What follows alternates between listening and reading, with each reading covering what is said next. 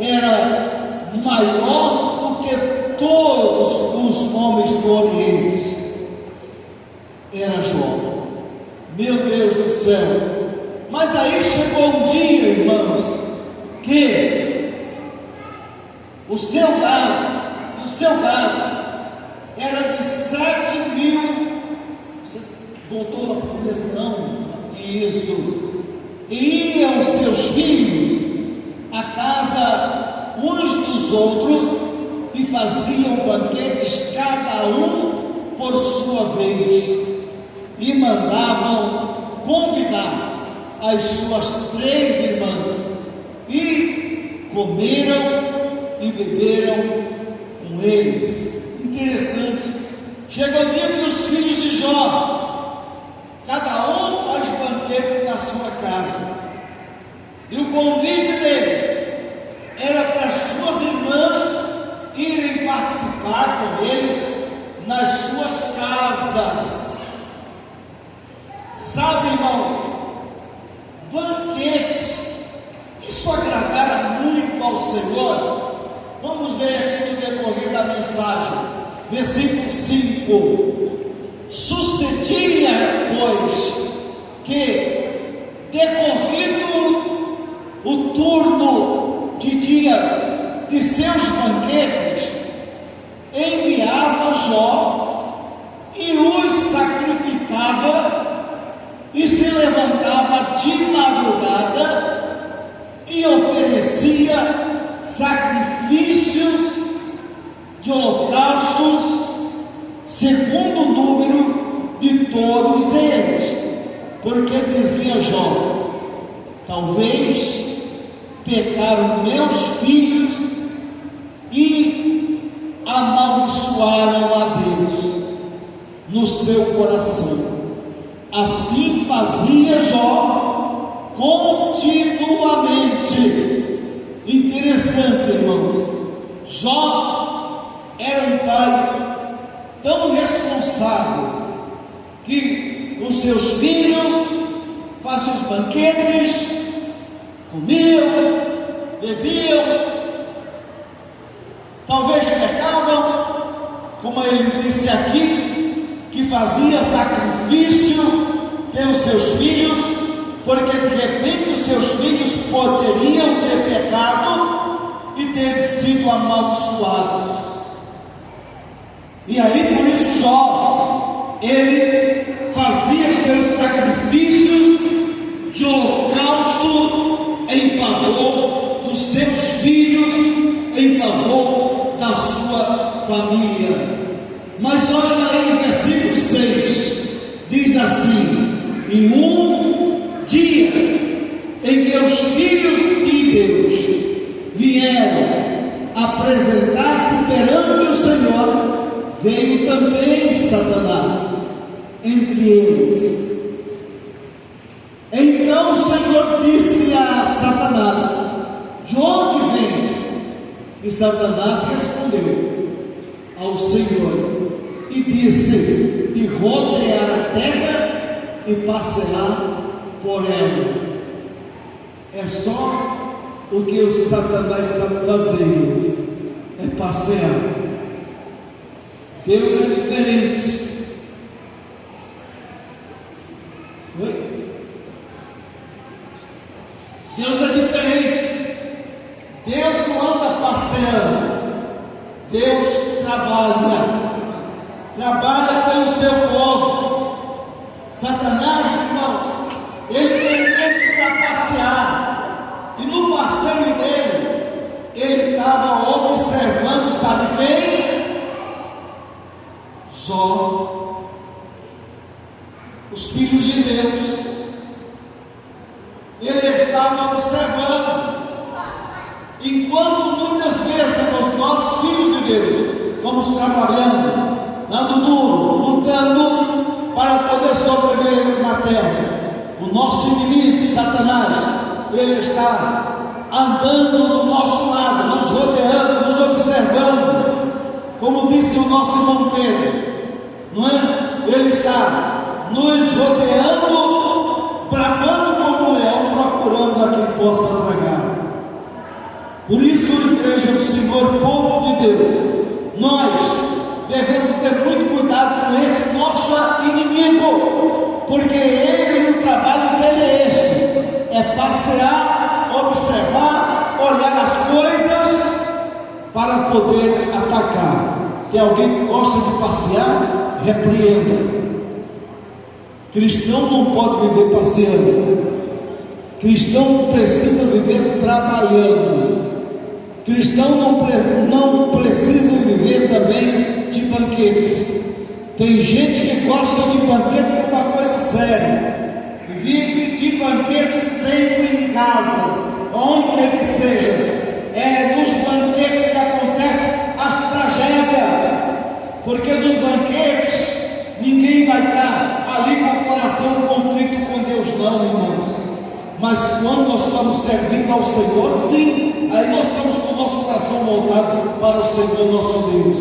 Amém? Aleluia. Então o banquete é bom, mas não é bom para a carne, mas não é bom para a alma. Banquete é bom para a carne, irmãos. Todo mundo quer participar dos banquetes, comer bem, beber bem. Todo mundo quer isso. Serve, é bom para a carne. Para a alma, não. Muitas vezes para a alma é uma boa oportunidade para que a alma venha a pecar, ou seja, a carne venha a pecar e venha castigar a alma pelo pecado da carne. Então, irmãos amados, a gente deve muito ter cuidado com isso. E não vou dizer assim, não, os crentes não podem fazer banquete. Pode, irmãos, mas vamos ter cuidado, né? Vamos fazer esse banquete. Nós estamos na terra ainda, claro. Quem que não gosta de uma carninha assada, não é? Quem que não gosta de uma picanhazinha bem assadinha, com refrigerante, né? Eu não gosto de tomar refrigerante, mas muitas vezes eu como pura, sem refrigerante mesmo, né? Mas quem gosta, quem pode tomar refrigerante, arrocha refrigerante, irmão. Um dia, nós estávamos ali no Morro dos Almas, e era um banquete mesmo, né? Eu não me lembro nem qual era isso que a gente fez lá, já, os trabalhos de Deus. E tinha um irmão, ele era uma bênção, aquele irmão, não era tão novinho não, viu? Mas o irmão, ele bebia tanto refrigerante, que começou a ir nos copinhos, bebendo nos copinhos, passando com aquele bebe água, né?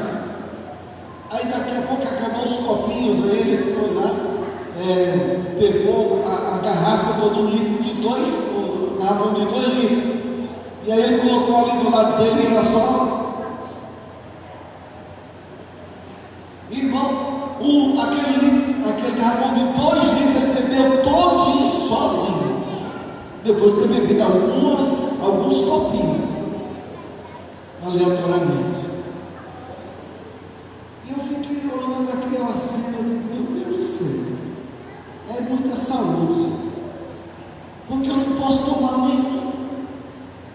O irmão toma mais de 2 litros de refrigerante de uma vez só. É muita saúde. E depois eu fiquei sabendo que o irmão nem sabia, né?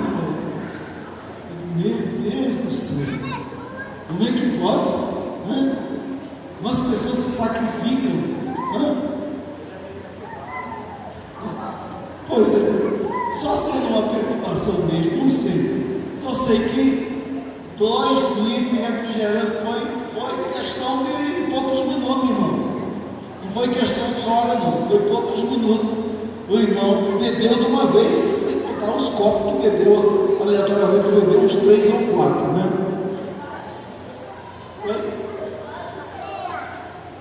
Meu pai bebia.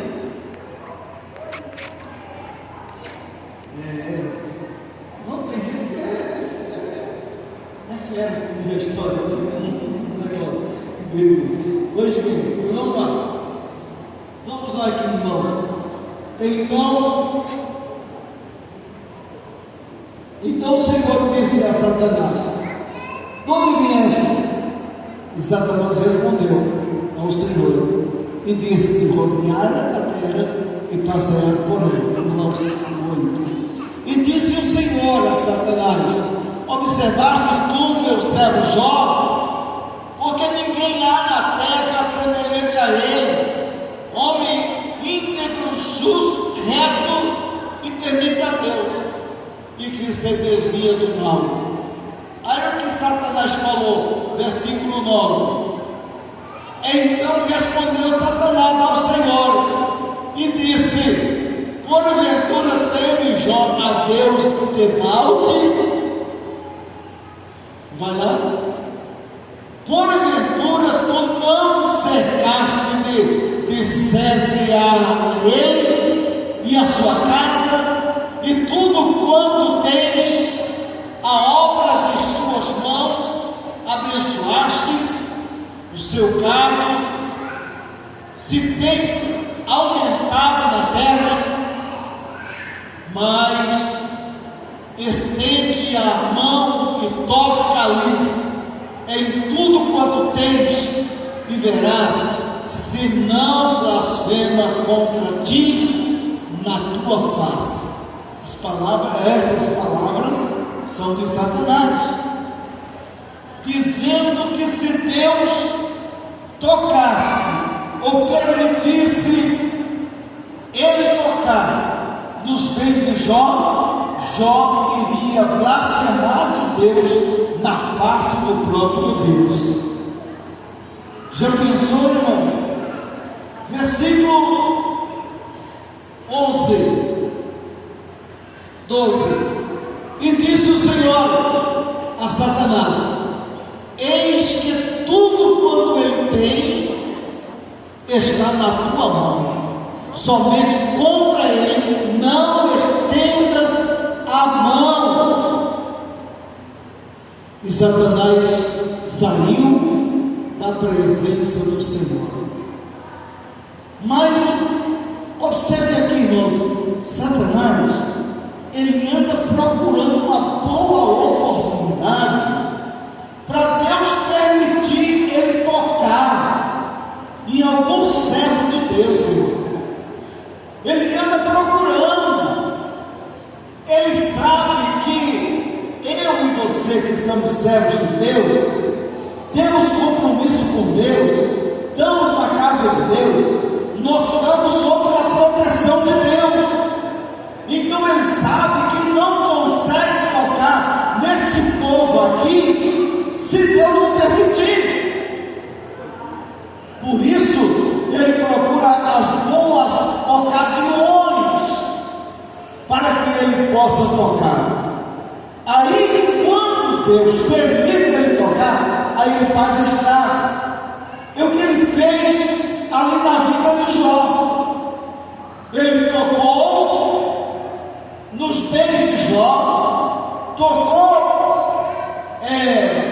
na pele de Jó, na vida de Jó, só que na alma de Jó ele não pôde tocar, porque Deus disse: você não toca. Aleluia. Então ele pegou, tocou nos filhos, tocou nos rebanhos, morreram, não é?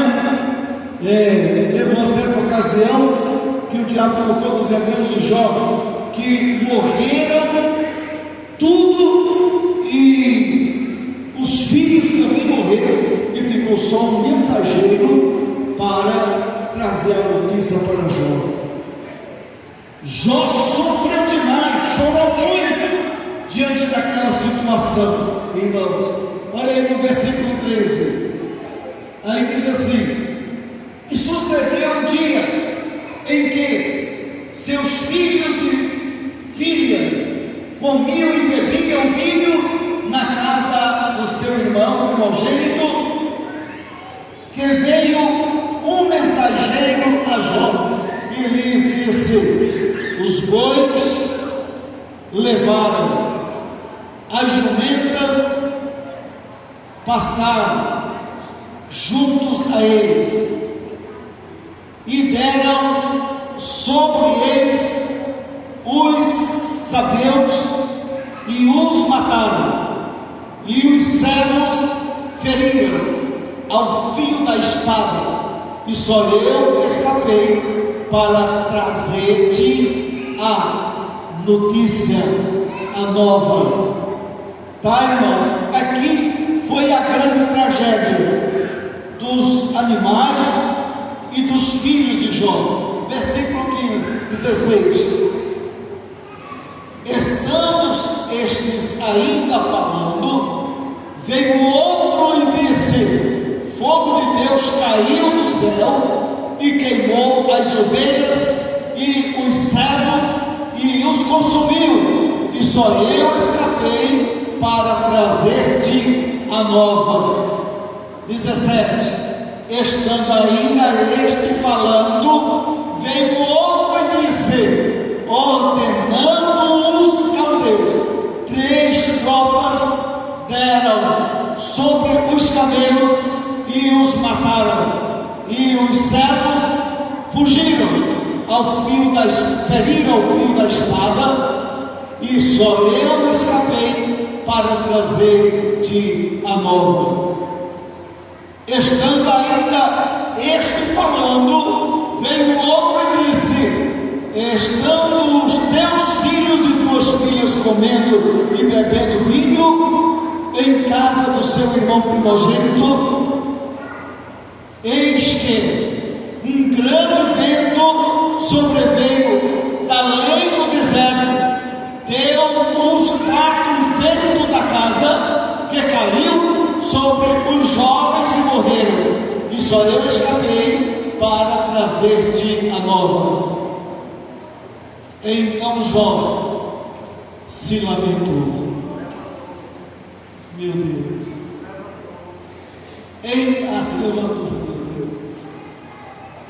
Então Jó se levantou, rasgou o seu manto, rapou a sua cabeça e se lançou em terra e adorou. Verso 21, e disse: não saí do ventre da minha mãe, e não para lá torno, e não tornarei para lá. O Senhor o deu, o Senhor tomou, bendito seja o nome do Senhor. Verso 22. Em tudo isto Jó não pecou, nem atribuiu a Deus falta alguma. Meu Deus do céu, este homem era um gigante, porque tudo isso ele passou e ainda assumiu tudo, mesmo ele não tendo pecado, para que tudo aquilo acontecesse na vida dele.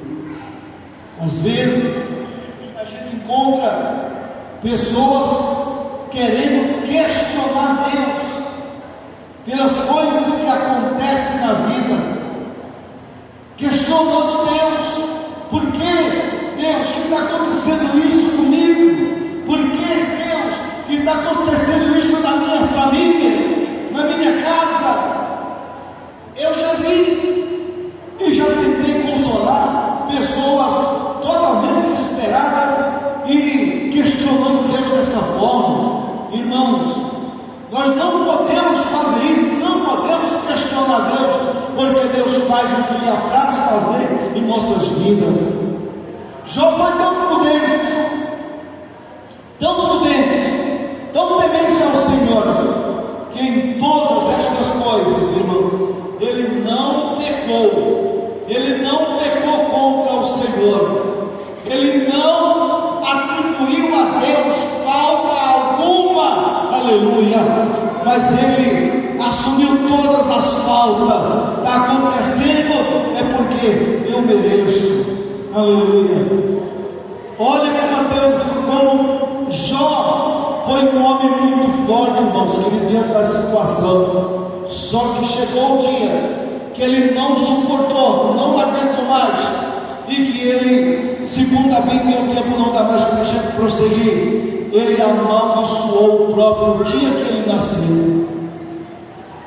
quando ele ficou muito doente, que ele não tinha saúde, dores por todo o corpo, coceira. A Bíblia diz que ele pegava cacos de telha e coçava as coceiras das feridas que estavam sobre o seu corpo, e ficou o seu corpo todo em ferimentos, de certa forma, que ele se deitava na cinza, irmãos amados, gemia, chorava, lamentava aquela situação.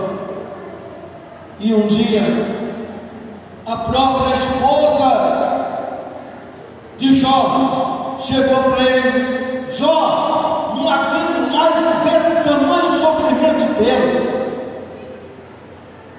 Pega e amaldiçoa esse teu Deus aí, já que ele não te cura, e morre.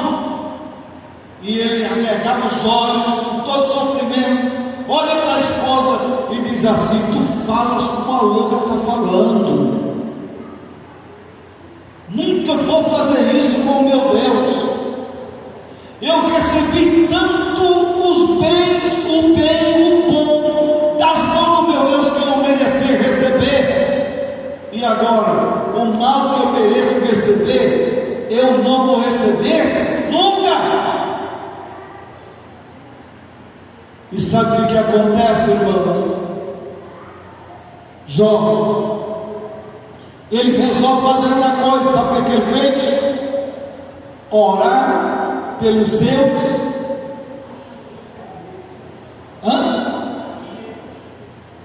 orar pelos seus amigos. E quando ele ora pelos seus amigos, sabe o que Deus faz? Deus vai lá, cura Jó e devolve para Jó muito mais daquilo que ele tomou, de ovelhas, de bois, de camelos, de jumentas, de filhos e filhas. Deus devolveu muito mais, e diz a Bíblia que agora os filhos de Jó foi os homens e mulheres mais famosas daquela terra. Aleluia! Porque Deus deu, e quando Deus dá é acima. Deus pode tomar, claro, mas se Deus tomar, Deus não vai devolver mais fraco, Deus vai devolver muito mais forte, irmãos amados. Aleluia! Porque Deus é o Todo-Poderoso. Mas olha, irmãos, acompanhando aqui a história, até esqueci de algumas anotações que eu fiz ao ler o texto sagrado, irmãos queridos, mas cheguei a uma conclusão da leitura desta mensagem, que tem momento na vida da gente, queridos, que nós não temos a quem recorrer nada. Em toda essa história do sofrimento de Jó, queridos, teve três séries na vida de Jó. Primeiro, só Jó e a família. Lá no capítulo 1, versículos 1 ao 5 do livro de Jó, nós passamos na leitura, tá? Segundo, existe um momento que Jó era ele, seus amigos e amigas.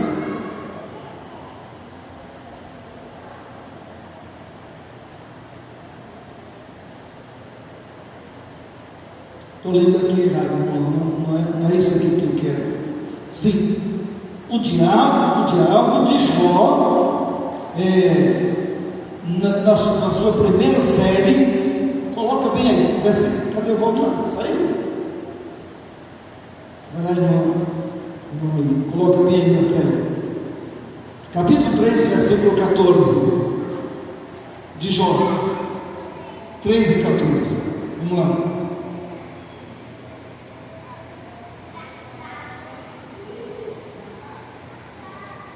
3 e 14, com os reis e conselheiros da terra, que para si edificaram casas nos lugares assolados.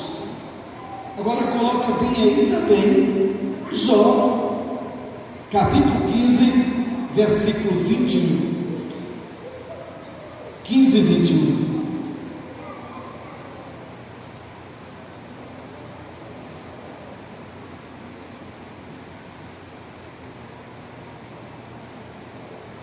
O sonido dos horrores está nos seus ouvidos, até na paz lhe sobreveio o assolador. Outra passagem, Jó 22 e 27.